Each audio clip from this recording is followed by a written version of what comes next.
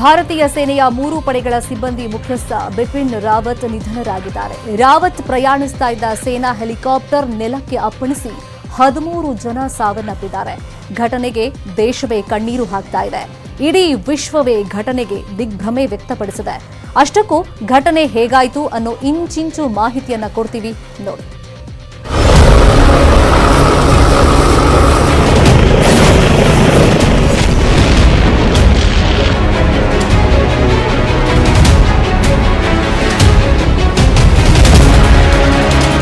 ಭಾರತೀಯ 3 ಸೇನಾಪಡೆಗಳ ಮುಖ್ಯಸ್ಥ ಬಿಪಿನ್ ರಾವತ್ ಪತ್ನಿ ಮಧುಲಿಕಾ ಸೇರಿ ಒಟ್ಟು 13 ಸೇನಾಧಿಕಾರಿಗಳು ಹೆಲಿಕಾಪ್ಟರ್ ದುರಂತದಲ್ಲಿ ಸಾವನ್ನಪ್ಪಿದ್ದಾರೆ. ಜೀವನ್ಮರಣದ ಮಧ್ಯೆ ಹೋರಾಡುತ್ತಿದ್ದ ಬಿಪಿನ್ ರಾವತ್ ಚಿಕಿತ್ಸೆ ಫಲಿಸದೆ ಆಸ್ಪತ್ರೆಯಲ್ಲಿ ಅಸುನೀಗಿದ್ದಾರೆ.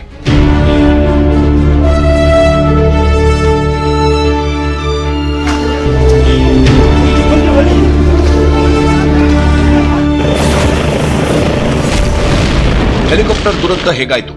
ಇವತ್ತು ಮಧ್ಯಾಹ್ನ ಕೊಯಂಬತ್ತೂರಿನ ವೆಲ್ಲಿಂಗ್ಟನ್ ಸ್ಕೂಲ್ನಲ್ಲಿ ರಕ್ಷಣಾ ಸಿಬ್ಬಂದಿ ಮುಖ್ಯಸ್ಥ ಬಿಪಿನ್ ರಾವತ್ ಕಾರ್ಯಕ್ರಮ ಇತ್ತು. ಕಾರ್ಯಕ್ರಮಕ್ಕೆ ಅಂತಾನೆ ಬಿಪಿನ್ ರಾವತ್ ಬೆಳಿಗ್ಗೆ 9 ಗಂಟೆಗೆ ಪತ್ನಿ ಮಧುಲಿಕಾ ರಾವತ್ ಜೊತೆ ದೆಹಲಿಯಿಂದ ತಮಿಳುನಾಡಿನ ಸುಳೂರು ಏರ್ಬೇಸ್ಗೆ ಬೆಳಿಗ್ಗೆ 11:35ಕ್ಕೆ ಬಂದಿದ್ರು. ಅಲ್ಲಿಂದ ಬೆಳಿಗ್ಗೆ 11:45ಕ್ಕೆ ಸುಳೂರು ಮಿಲಿಟರಿ ಏರ್ಬೇಸ್ನಿಂದ ರಷ್ಯಾ ನಿರ್ಮಿತ Mi-17 V5 ಹೆಲಿಕಾಪ್ಟರ್ನಲ್ಲಿ ಕೊಯಂಬತ್ತೂರಿನ ವೆಲ್ಲಿಂಗ್ಟನ್ ಸ್ಕೂಲ್ಗೆ ಪ್ರಯಾಣ ಬೆಳೆಸಿದ್ರು.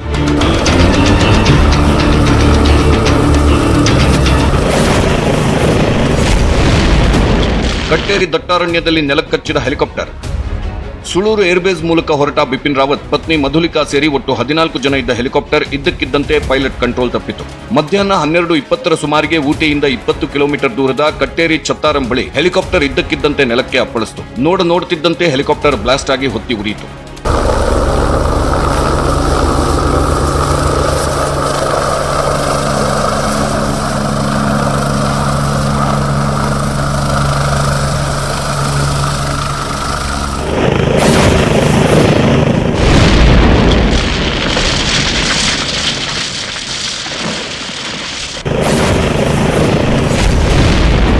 ಟಿ ಎಸ್ಟೇಟ್ ಹೊರವಲಯದಲ್ಲಿ ಘೋರ ದುರಂತ. ಹೆಲಿಕಾಪ್ಟರ್ ಪತನ ಕಣ್ಣಾರೆ ಕಂಡ ಪ್ರತ್ಯಕ್ಷದರ್ಶಿಗಳು. ಹೆಲಿಕಾಪ್ಟರ್ ನೆಲಕ್ಕೆ ಬಿದ್ದಾಗ ಕೂಗಳತೆ ದೂರದಲ್ಲೇ 16 ಜನ ಟಿ ಎಸ್ಟೇಟ್ನಲ್ಲಿ ಕೆಲಸ ಮಾಡುತ್ತಿದ್ರು. ಹೆಲಿಕಾಪ್ಟರ್ ಬೀಳೋದನ್ನ ಕಣ್ಣಾರೆ ನೋಡಿದವರು ಹೇಳಿದ್ದೆಷ್ಟು. ஹெலிகாப்டர் அப்படி தாழ்வான நிலைமையில் அப்படி வந்துட்டு இருக்குங்க. மிஸ்ட்னாலையா இனி எதனாலன்னு தெரியல, ரொம்ப தாழ்வாக வந்துட்டு இருக்குது. கிட்டத்தட்ட நம்ம பூமிக்கும் அதுக்கு ஒரு 2000 அடி டிஃப்ரெண்ட் அவ்வளோதான் இருக்கும். எப்பவுமே ஜாஸ்தி போகும், அன்றைக்கி ரொம்ப கம்மியாக இருக்குது. இன்னும் கம்மியாக இருக்குன்னு வெளியில வேடிக்கை பார்த்துருந்தோம். வேடிக்கை பார்க்கும்போது ஒரு 30 நிமிஷத்தில் ஃபோன் திடீர்னு என்னென்னு பார்த்தீங்கன்னா, அந்த காட்டேரி லாஸ் ஃபால்ஸுக்கு மேலே அரசு தோட்டக்கலை பண்ணை அங்கே வந்து வண்டி மரத்தில் அடித்து கீழே விழுந்துருக்குங்க. கீழே விழுந்த உடனே தீ பிடிச்சிருக்கு. பக்கத்தில் இருந்த வீட்டு இருக்கவங்களும் அதை பார்த்து அலறி அடித்து எல்லாருமே ஓடிருக்காங்க. ஏன்னா யாருமே பக்கத்துக்கு போக முடியாது, தீ பிடிச்சினா ஏதாவது வெடிச்சிருமோன்னு நினச்சிட்டு பயந்துட்டு எல்லாருமே ஓடிருக்காங்க. பக்கத்தில் தண்ணி இல்லை. அது கொஞ்சம் நேரத்தில் எல்லாருமே வந்துட்டாங்க. அமைக்கிறதுக்கு எல்லாருமே ஆஃபீஸருங்க, சம்மந்தப்பட்ட அதிகாரிகள் எல்லாருமே வந்துட்டாங்க. சட்டார்னு ஒரு சவுண்டு வந்துச்சு. நான் நினச்சேன் கரண்ட் போஸ்ட்டு தான் இங்கே சாயுதுன்னு சொல்லி நான் லவுன்னு கீழே போனேன். புகை குபுன்னு புகை துகுன்னு எரியுது. அது மரத்தில் அடிப்பட்டு வரையிலே எரிஞ்சு தான் வந்துச்சு. நான் கொஞ்சம் கீழே நின்று பார்த்தேன். வந்து தொட்டோன்னு மரத்தை உடைச்சிக்கிட்டு கீழே சாய்ஞ்சி. ஒருத்தர் மட்டும் கண்ணால் பார்த்தேன், அப்படியே உருவம் எரிஞ்சு அப்படியே வந்து சாயுதாரு. தண்ணி வரலன்ட்டு பைப்பு கட்டிட்டு இருந்தோம் 2 பேரும். அப்போ சரியான சத்தத்தில் ஹெலிகாப்டர் வந்துச்சு. வந்து கொஞ்சம் ஒரு 10 ஸ்டெப்பு 15 ஸ்டெப்பு தான் கீழே போனிச்சு. டபால்னு ஒரு சவுண்டு வந்துச்சு, அவ்வளோதான். அப்புறம் நெருப்பு தகவல் நெருப்பு பிடிக்க ஆரம்பிச்சிருச்சு. உடனே நாங்கள் பக்கத்தில் உள்ளவங்களுக்குலாம் இன்ஃபர்மேஷன் கொடுத்து கீழே ஆஃபீஸ்க்குலாம் இன்ஃபர்மேஷன் கொடுத்துட்டோம். ಹೆಲಿಕಾಪ್ಟರ್ ಪತನ ಸ್ಥಳದಲ್ಲೇ 10 ಜನರ ಸಾವು. ರಾವತ್ ಸೇರಿ 3 ಗಂಭೀರ ಸ್ಥಿತಿಯಲ್ಲಿದ್ದರು. ಚಿಕಿತ್ಸೆ ಫಲಿಸದೆ ರಾವತ್ ಸೇರಿ 13 ಜನರ ನಿಧನ. ಹೆಲಿಕಾಪ್ಟರ್ ನೆಲಕ್ಕೆ ಅಪ್ಪಳಿಸುತ್ತೆ ಅಂತ ಗೊತ್ತಾಗ್ತಿದ್ದಂತೆ 3 ಸೇನಾಧಿಕಾರಿಗಳು ಕೆಳಕ್ಕೆ ಹಾರಲು ಪ್ರಯತ್ನ ಪಟ್ಟರು. ಆದರೆ ಹೆಲಿಕಾಪ್ಟರ್ ಮರಕ್ಕೆ ಅಪ್ಪಳಿಸಿಬಿಡ್ತು. ಹೆಲಿಕಾಪ್ಟರ್ ಛಿದ್ರವಾಗ್ತಿದ್ದಂತೆ 3 ಸಾವು ಬದುಕಿನ ಮಧ್ಯೆ ಒದ್ದಾಡುತ್ತಿದ್ರು. ತಕ್ಷಣ ಅವರನ್ನ ರಕ್ಷಣೆ ಮಾಡೋ ಪ್ರಯತ್ನ ಫಲಿಸಲಿಲ್ಲ. ರಕ್ಷಣಾ ಪಡೆಗಳು ಪೊಲೀಸರೆಲ್ಲ ಬಂದು ಆಸ್ಪತ್ರೆಗೆ ಸೇರಿಸುವಷ್ಟರಲ್ಲಿ 3 ದೇಹ 80ರಿಂದ 90% ಸುಟ್ಟು ಹೋಗಿತ್ತು. ಆದರೂ ಕಾಡಿನ ಮಧ್ಯೆ ರೆಸ್ಕ್ಯೂ ಮಾಡಿ ಆಸ್ಪತ್ರೆಗೆ ಸೇರಿಸಿದ್ರೂ ಪ್ರಯೋಜನ ಆಗಲಿಲ್ಲ. ಸಿಡಿಎಸ್ ಬಿಪಿನ್ ರಾವತ್ ಪತ್ನಿ ಮಧುಲಿಕಾ ಸೇರಿ 13 ಜನ ದುರಂತದಲ್ಲಿ ಸಾವನ್ನಪ್ಪಿದ್ದರು.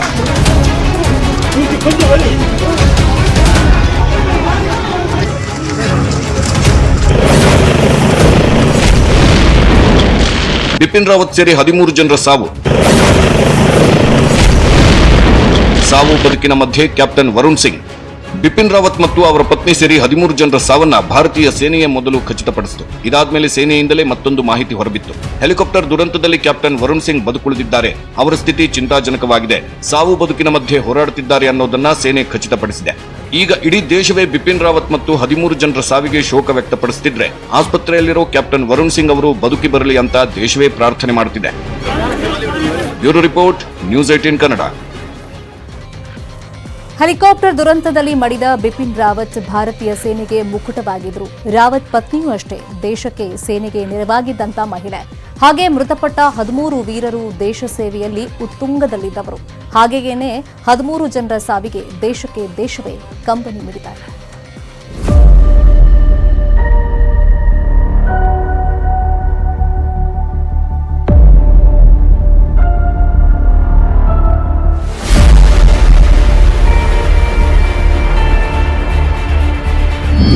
ಬಿಪಿನ್ ರಾವತ್ ನಿಧನ ದೇಶಕ್ಕೆ ದಿಗ್ಭ್ರಮೆ. ರಾಷ್ಟ್ರಪತಿ ಮೋದಿ ಸರ್ಕಾರದಿಂದ ಶೋಕ.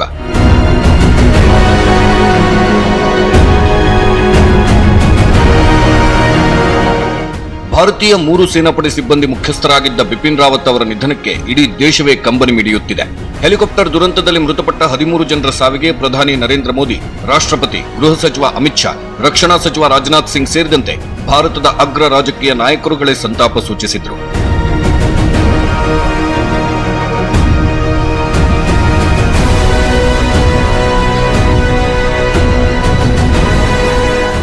ಬಿಪಿನ್ ರಾವತ್ ಮತ್ತು ರಾವತ್ ಪತ್ನಿ ಮಧುಲಿಕಾ ಸೇರಿ 13 ಜನರ ಸಾವು ಆಕಸ್ಮಿಕವಾಗಿ ನಡೆದು ಹೋಯಿತು. ದೇಶವೇ ಶೋಕಾಚರಣೆ ಮಾಡುತ್ತಿದೆ. ಅಷ್ಟಕ್ಕೂ ಬಿಪಿನ್ ರಾವತ್ ಯಾರು? ಬಿಪಿನ್ ಅವರ ಸಾವಿಗೆ ಇಡೀ ದೇಶದ ಜನ ಯಾಕೆಷ್ಟು ಬೇಸರ ವ್ಯಕ್ತಪಡಿಸುತ್ತಿದ್ದಾರೆ? ಯಾರು ಈ ಬಿಪಿನ್ ರಾವತ್ ಅಂತ ಹೇಳಲೇಬೇಕು.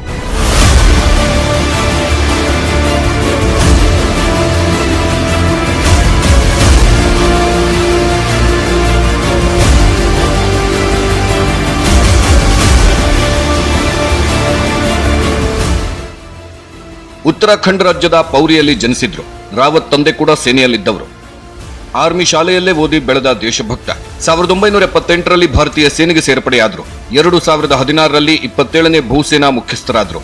ಭಾರತೀಯ ಸೇನೆಯಲ್ಲಿ 40 ವರ್ಷ ಸೇವೆ ಸಲ್ಲಿಸಿದ್ದ ಬಿಪಿನ್ ವಿಶ್ವಸಂಸ್ಥೆ ಶಾಂತಿ ಪಾಲನಾ ಪಡೆ ಸದಸ್ಯರೂ ಆಗಿದ್ರು. 2015ರಲ್ಲಿ ಪಿಒಕೆಯಲ್ಲಿ ಉಗ್ರರನ್ನ ಮಟ್ಟ ಹಾಕಿದ್ರು. 2016 ಸರ್ಜಿಕಲ್ ಸ್ಟ್ರೈಕ್ನಲ್ಲಿ ಪ್ರಮುಖ ಪಾತ್ರ ವಹಿಸಿದ್ರು.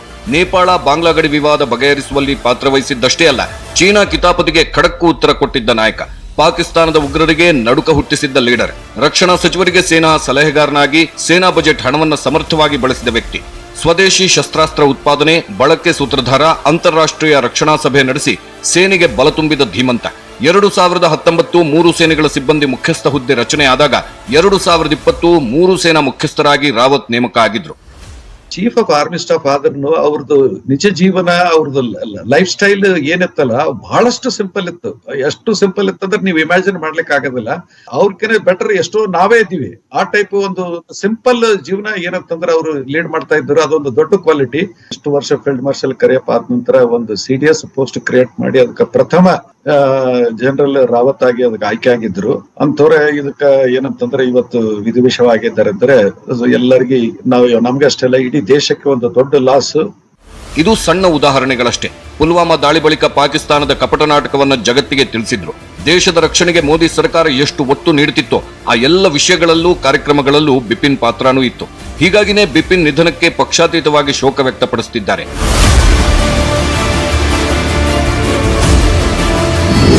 ಪತಿ ಬಿಪಿನ್ ಜೊತೆಯಲ್ಲೇ ಪತ್ನಿ ಮಧುಲಿಕಾ ಸಾವು.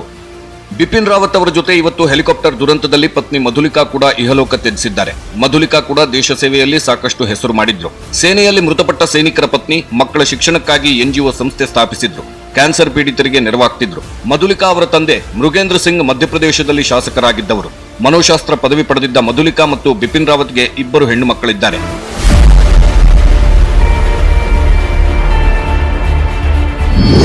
ಡಿಸೆಂಬರ್ 31ಕ್ಕೆ ನಿವೃತ್ತಿ ಆಗಬೇಕಿದ್ದ ಬಿಪಿನ್ ನಿವೃತ್ತಿ ಜೀವನಕ್ಕೆ 23 ದಿನ ಮೊದಲೇ ವೀರಮರಣ. ಭಾರತದ 3 ಸೇನಾಪಡೆ ಸಿಬ್ಬಂದಿ ಮುಖ್ಯಸ್ಥರಾಗಿದ್ದ ಬಿಪಿನ್ ರಾವತ್ ಡಿಸೆಂಬರ್ 31ಕ್ಕೆ ನಿವೃತ್ತಿ ಆಗ್ತಿದ್ರು. ಆದರೆ ನಿವೃತ್ತಿಗೂ ಮೊದಲೇ ಸಾವನ್ನಪ್ಪಿದ್ದಾರೆ. 40 ವರ್ಷಗಳ ಕಾಲ ದೇಶ ಸೇವೆಗೆ ಬದುಕು ಮುಡಿಪಾಗಿಟ್ಟಿದ್ದ ವೀರ ನಾಯಕ ದೇಶ ಸೇವೆ ಅವಧಿಯಲ್ಲೇ ಜೀವ ತೆತ್ತಿದ್ದಾರೆ.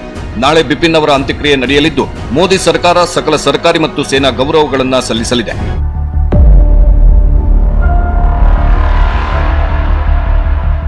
Bureau report, news 18 Kannada. Helicopter ದುರಂತದಲ್ಲಿ ಮೃತಪಟ್ಟ 13 ಜನರ ವಿವರವನ್ನು ಕೇಂದ್ರ ಸರ್ಕಾರ ಮತ್ತು ಭಾರತೀಯ ಸೇನೆ ರಿಲೀಸ್ ಮಾಡಿದೆ. ಅದರಲ್ಲಿ ಜನರಲ್ ಬಿಪಿನ್ ರಾವತ್ ಅವರು ಸೇನಾ ಸಿಬ್ಬಂದಿಯ ಮುಖ್ಯಸ್ಥ ಮೃತಪಟ್ಟಿದ್ದಾರೆ. ಮಧುಲಿಕಾ ರಾವತ್, ಬಿಪಿನ್ ರಾವತ್ ಅವರ ಪತ್ನಿ ಕೂಡ ಇವತ್ತು ಪ್ರಯಾಣ ಮಾಡ್ತಾ ಇದ್ರು, ಅವರು ಕೂಡ ಮೃತಪಟ್ಟಿದ್ದಾರೆ. ಅಫಿಷಿಯಲ್ ಆಗಿ ಮಾಹಿತಿ ಲಭ್ಯವಾಗಿರೋದೀಗ ಕೇಂದ್ರ ಸರ್ಕಾರದಿಂದ. ಬ್ರಿಗೇಡಿಯರ್ LS ಲಿಡ್ಡರ್ ಅವರು CDS ಸಹಾಯಕ ಮುಖ್ಯಸ್ಥ, ಇವರು ಮೃತಪಟ್ಟಿದ್ದಾರೆ. ಇನ್ನು ಲೆಫ್ಟಿನೆಂಟ್ ಕರ್ನಲ್ ಹರ್ಜೀಂದರ್ ಸಿಂಗ್, ಇವರು CDS ವಿಶೇಷ ಅಧಿಕಾರಿ. ಇನ್ನು ನಾಯಕ್ ಗುರುಸೇವಕ್ ಸಿಂಗ್ ರಕ್ಷಣಾ ಸೇವಾ ಅಧಿಕಾರಿಯಾಗಿ ಇವರು ಕರ್ತವ್ಯದಲ್ಲಿದ್ದರು, ಇವರು ಕೂಡ ಸೇನಾ ಹೆಲಿಕಾಪ್ಟರ್ ಆದಾಗ ಪ್ರಯಾಣ ಮಾಡ್ತಾ ಇದ್ರು, ಮೃತಪಟ್ಟಿದ್ದಾರೆ. ಇನ್ನು ಲಾನ್ಸ್ ನಾಯಕ್ ವಿವೇಕ್ ಕುಮಾರ್ ಅವರು ರಕ್ಷಣಾ ಸೇವಾ ಅಧಿಕಾರಿಯಾಗಿದ್ದರು. ಮತ್ತೊಬ್ಬರು ಲಾನ್ಸ್ ನಾಯಕ್ B ಸಾಯಿ ತೇಜ ಅವರು ಕೂಡ ಮೃತಪಟ್ಟಿದ್ದಾರೆ. ಇನ್ನು ಹವಾಲ್ದಾರ್ ಸತ್ಪಾಲ್ ರಕ್ಷಣಾ ಸೇವಾ ಅಧಿಕಾರಿಯಾಗಿ ಕರ್ತವ್ಯದಲ್ಲಿದ್ದರು. ವಿಂಗ್ ಕಮಾಂಡರ್ ಪೃಥ್ವಿ ಸಿಂಗ್ ಚೌಹಾಣ್, ಇವರು ಪೈಲಟ್. ಒಬ್ಬರು ಮಾತ್ರ ಈಗ ಬದುಕಿ ಉಳಿದಿದ್ದಾರೆ. ಇನ್ನು ದಾಸ್ ಜೂನಿಯರ್ ಕಮಿಷನ್ಡ್ ಆಫೀಸರ್ ಆಗಿ ಕರ್ತವ್ಯದಲ್ಲಿದ್ದರು. ಪ್ರದೀಪ್, ಇವರು ಕೂಡ ಜೂನಿಯರ್ ಕಮಿಷನ್ಡ್ ಆಫೀಸರ್ ಆಗಿ ಕರ್ತವ್ಯದಲ್ಲಿ ಇದ್ರು. ಇನ್ನು ಕೇಸಿಂಗ್ ಸ್ಕ್ವಾಡ್ರನ್ ಆಫೀಸರ್ ಆಗಿ ಕರ್ತವ್ಯದಲ್ಲಿದ್ದರು. ಈಗ ವರುಣ್ ಸಿಂಗ್ ಅವರು ಗ್ರೂಪ್ ಕ್ಯಾಪ್ಟನ್, ಸದ್ಯಕ್ಕೆ ಬದುಕಿ ಉಳಿದಿದ್ದಾರೆ. ಬಟ್ ಸಾವು ಬದುಕಿನ ನಡುವೆ ಹೋರಾಟವನ್ನ ಮಾಡ್ತಾ ಇದ್ದಾರೆ. 14 ಜನ ಪ್ರಯಾಣ ಮಾಡ್ತಾ ಇದ್ರು ಹೆಲಿಕಾಪ್ಟರ್ನಲ್ಲಿ, 13 ಜನ ಮೃತಪಟ್ಟಿದ್ದಾರೆ. ಈ 13 ಜನರ ಸಾವಿಗೆ ಕಾರಣ ಆಗಿದ್ದು MiG-17 V5 ಹೆಲಿಕಾಪ್ಟರ್. ಇದರ ವಿವರವನ್ನ ನಾವು ನೋಡೋದಾದ್ರೆ, ರಷ್ಯಾ ನಿರ್ಮಿತ ಹೆಲಿಕಾಪ್ಟರ್ ಇದು. ತುಂಬಾ ಸ್ಪೆಷಾಲಿಟಿ ಇದೆ ಈ Mi-17 V5 ಹೆಲಿಕಾಪ್ಟರ್ನಲ್ಲಿ. 2008ರಲ್ಲಿ ಭಾರತೀಯ ಸೇನೆಗೆ ಸೇರ್ಪಡೆ ಆಯಿತು, ಒಡಂಬಡಿಕೆ ಮಾಡಿಕೊಳ್ತು ಭಾರತ ಸರ್ಕಾರ ರಷ್ಯಾ ಸರ್ಕಾರದ ಜೊತೆಯಲ್ಲಿ. 2008ರಲ್ಲಿ ಭಾರತೀಯ ಸೇನೆಗೆ ಸೇರ್ಪಡೆಯಾಗುತ್ತೆ ಈ Mi-17 V5. ಭಾರತದಲ್ಲಿ ಒಟ್ಟು 80 ಕಾಪ್ಟರ್ಗಳಿವೆ. ವಿಶ್ವದ ಶ್ರೇಷ್ಠ ಸಾರಿಗೆ ಕಾಪ್ಟರ್ಗಳಲ್ಲಿ ಇದು ಕೂಡ ಒಂದು. ಇನ್ನು ಇದರ ಸಾಮರ್ಥ್ಯವನ್ನ ನಾವು ನೋಡೋದಾದ್ರೆ 13,000 kg ಹೊರಬಲ್ಲಂತ ತಾಕತ್ತು ಇದು ಹೊಂದಿದೆ. 60 ದೇಶಗಳಲ್ಲಿ ಸದ್ಯಕ್ಕೆ ಬಳಕೆ ಆಗ್ತಾ ಇದೆ ಈ Mi-17 V5 ಹೆಲಿಕಾಪ್ಟರ್. ಇನ್ನು ಏನಕ್ಕೆಲ್ಲ ಯೂಸ್ ಮಾಡ್ತಾರೆ ಇದನ್ನ? ಶಸ್ತ್ರಾಸ್ತ್ರ ಹಾಗೆಯೇ ಇಂಧನವನ್ನ ಒಂದು ಪ್ರದೇಶದಿಂದ ಮತ್ತೊಂದು ಕಡೆ ಟ್ರಾನ್ಸ್ಫರ್ ಮಾಡೋದಕ್ಕೆ ಇದು ಹೆಚ್ಚು ಯೂಸ್ಫುಲ್ ಆಗಿದೆ. ರಕ್ಷಣಾ ಕಾರ್ಯಾಚರಣೆಗಳಲ್ಲೂ ಕೂಡ ಹೆಚ್ಚೆಚ್ಚು ಬಳಕೆ ಮಾಡ್ತಾರೆ. ಇನ್ನು ಪ್ರತಿಕೂಲ ಹವಾಮಾನ, ಈಗ ವಾಯುಮಾರ್ಗದಲ್ಲಿ ಹೋಗುವಂತ ಟೈಮ್ನಲ್ಲಿ ವಿಮಾನ ಇರ್ಬೋದು ಅಥವಾ ಕಾಪ್ಟರ್ ಇರ್ಬೋದು, ತುಂಬಾ ಇಂಪಾರ್ಟೆಂಟ್ ಆಗಿ ನೋಡಬೇಕಾಗಿರೋದು ಈ ಪ್ರತಿಕೂಲ ಹವಾಮಾನ. ಬಟ್ ಇಂತಹ ಪ್ರತಿಕೂಲ ಹವಾಮಾನದಲ್ಲೂ ಕೂಡ ಇದು ಹಾರಬಲ್ಲದು, ಅದರ ಸ್ಪೆಷಾಲಿಟಿನೇ ಹಾಗೆ. ಅದರಲ್ಲೂ ಸೇನಾ ಮುಖ್ಯಸ್ಥರು ಹೋಗ್ತಾರೆ ಅಂತ ಹೇಳಿದ್ಮೇಲೆ ಒಂದಿಷ್ಟು ಪ್ರಿಕಾಷನರಿ ಮೆಷರ್ಸ್ ಜೊತೆಯಲ್ಲಿ ಎಚ್ಚರಿಕೆ ವಹಿಸಿರ್ತಾರೆ, ಕ್ರಾಸ್ ಚೆಕ್ ಮಾಡ್ಕೊಂಡಿರ್ತಾರೆ. ಹಾಗಾಗಿನೂ ಕೂಡ ಇವತ್ತಿನ ಈ ದುರಂತ ಸಂಭವಿಸಿದೆ. ಒಂದೇ ಬಾರಿಗೆ 36 ಜನ ಪ್ರಯಾಣ ಮಾಡಬಹುದು. ಇನ್ನು Mi-17 V5 ವಿಶ್ವದ ಶ್ರೇಷ್ಠ ಕಾಕ್ಪಿಟ್ ಕೂಡ ಇದು ಹೊಂದಿದೆ. ಇನ್ನು 8 ರಾಕೆಟ್, ಮಿಸೈಲ್ ಹಾಗೇನೆ ಸಬ್ಮರೀನ್ ಗನ್ ಕೂಡ ಇದರಲ್ಲಿ ಇದೆ. ಇನ್ನು PKT ಹಾಗೇನೆ AKM 23mm ಮಷಿನ್ ಗನ್ ಕೂಡ ಇದು ಹೊಂದಿದೆ. ಅಂದ್ರೆ ಅಷ್ಟರ ಮಟ್ಟಿಗೆ ಇದು ಶಸ್ತ್ರಸಜ್ಜಿತ ವಾಹನಗಳನ್ನು ಕೂಡ ಹೊತ್ತೊಯ್ಯಬಲ್ಲದು.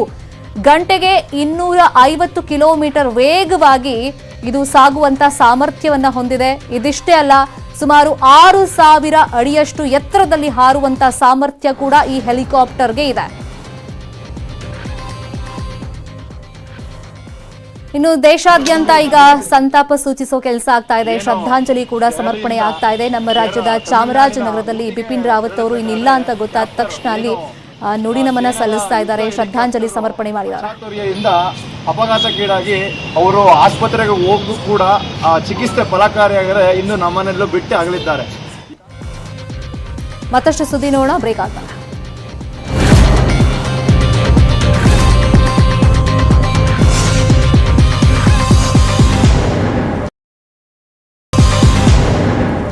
Welcome back. ಒಮೈಕ್ರಾನ್ ಜೊತೆ ಕೋವಿಡ್ ರಾಜ್ಯದಲ್ಲಿ ಭಯವನ್ನ ಹುಟ್ಟಿಸ್ತಾ ಇದೆ, 3ನೇ ಅಲೆಗೆ ಆಹ್ವಾನವನ್ನ ನೀಡ್ತಾ ಇದೆ. ಹೀಗಾಗಿ ಹೊಸ ವರ್ಷಾಚರಣೆ ಕ್ರಿಸ್ಮಸ್ಗೆ ಕಡಿವಾಣ ಹಾಕೋದಕ್ಕೆ ಸರ್ಕಾರ ತೀರ್ಮಾನಿಸಿದೆ. ನಾಳೆ ಸಚಿವ ಸಂಪುಟ ಸಭೆ ನಡೆಸಿ ಹೊಸ ಮಾರ್ಗಸೂಚಿ ಹೊರಡಿಸುವುದಾಗಿ ಸಿಎಂ ಹೇಳಿದ್ದಾರೆ. ಕೋವಿಡ್ ನಿರ್ವಹಣೆ ಬಗ್ಗೆ ನಾಳೆ ನಡೆಯುವಂಥ ಸಚಿವ ಸಂಪುಟದಲ್ಲಿ ಇದುವರೆಗೂ ಕೋವಿಡ್ 2ನೇ ಅಲೆ ಕಡಿಮೆ ಆದಮೇಲೆ ಯಾವ ರೀತಿ ನವೆಂಬರ್ ತಿಂಗಳಲ್ಲಿ ಏನೆಲ್ಲ ಆಗಿದೆ ಮತ್ತು ಒಮಿಕ್ರಾನ್ 2 ಬಂದ ಮೇಲೆ ಅದರ ಇಫೆಕ್ಟ್ ಏನಾಗಿದೆ, ಪ್ರೈಮರಿ ಕಾಂಟ್ಯಾಕ್ಟು ಸೆಕೆಂಡರಿ ಕಾಂಟ್ಯಾಕ್ಟು, ಆ ಎಲ್ಲ ವಿವರಗಳ ಜೊತೆಗೆ ಬೇರೆ ಬೇರೆ ದೇಶದಲ್ಲಿ ಒಮಿಕ್ರಾನ್ ಏನಾಗಿದೆ, ಅದರ ಬಗ್ಗೆ ಟ್ರೀಟ್ಮೆಂಟ್ ಪ್ರೋಟೋಕಾಲ್ ಏನಿದೆ, ಎಲ್ಲ ಸಿದ್ಧತೆ ಯಾವ ರೀತಿ ಮಾಡ್ಕೋಬೇಕು ಅನ್ನುವಂಥದ್ದು ಒಂದು ಭಾಗ ಸಂಪೂರ್ಣವಾಗಿ ವಿವರವನ್ನು ಕೊಟ್ಟು ನಾಳೆ ಸಚಿವ ಸಂಪುಟದಲ್ಲಿ ಅದನ್ನು ಮಂಡಿಸಿ ಕೆಲವು ತೀರ್ಮಾನಗಳನ್ನು ನಾವು ತಗೊಳ್ತೀವಿ.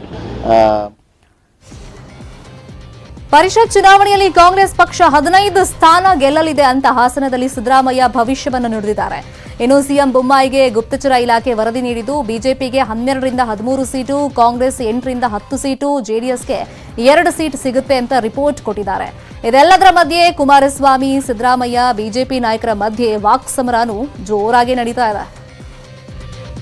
ವಿಪಕ್ಷ ನಾಯಕ ಸಿದ್ದರಾಮಯ್ಯ ವಿರುದ್ಧ ಮಾಜಿ ಸಿಎಂ ಎಚ್ಡಿ ಕುಮಾರಸ್ವಾಮಿ ಸರಣಿ ಟ್ವೀಟ್ ಮಾಡಿ ತಮ್ಮ ಆಕ್ರೋಶ ವ್ಯಕ್ತಪಡಿಸಿದ್ದಾರೆ. ಜಾತ್ಯತೀತ ತತ್ವಗಳಿಗೆ ಮಂಡ್ಯದಲ್ಲಿ ಎಳ್ಳು ನೀರು ಬಿಟ್ಟಿದ್ದಾರೆ. ಚುನಾವಣೆ ಬಂದ್ರೆ ಅವರಿಗೆ ಜೆಡಿಎಸ್ ಚಳಿ ಜ್ವರ ಹತ್ತುತ್ತೆ. ಈ ಜ್ವರಕ್ಕೆ ಸಿದ್ಧ ಸೂತ್ರಧಾರ ಬಳಸಿದ ಹೊಸ ಔಷಧ ಜೆಡಿಎಫ್ ಆಗಿದೆ. ಸಿದ್ದುಗೆ ಜೆಡಿಎಸ್ ಫೋಬಿಯಾ ಕಾಡ್ತಾ ಇದೆ ಅಂತ ಟ್ವೀಟ್ ಮಾಡಿ ಸಿದ್ದರಾಮಯ್ಯ ವಿರುದ್ಧ ಕುಟುಕಿದ್ದಾರೆ ಕುಮಾರಸ್ವಾಮಿ. ಮತ್ತಷ್ಟು ಸುದ್ದಿ ನೋಡೋಣ ಬ್ರೇಕ್ ಆದ್ಮೇಲೆ.